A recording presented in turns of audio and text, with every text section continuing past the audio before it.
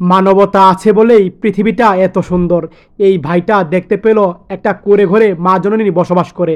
মা জননীকে ডাক দিল, লাফ দিয়ে উঠল আর বলল, মা জননী আপনি এই ঘরে থাকেন, এই নোংরা একটা ঘরে উঠেন, আপনি এদিকে আসেন।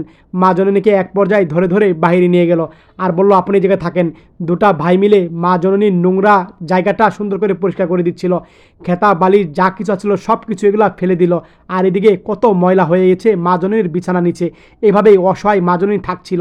এক পর্যায়ে ঘরটা সুন্দর করে পরিষ্কার করে পর্দাগুলা সুন্দর করে ঘরের কোনায় কোনায় টাঙিয়ে দিচ্ছিল। আর এক পর্যায়ে গাড়ি দিয়ে মা জননীর জন্য খাট নিয়ে আসলো আর খাট নিয়ে এসে রুমে সেট করলো। একদম বিছানা পেতে দিল মা জননীকে, খাবারগুলা রেডি করে দিল, মাকে নতুন জামা পরিয়ে দিল এক পর্যায়ে।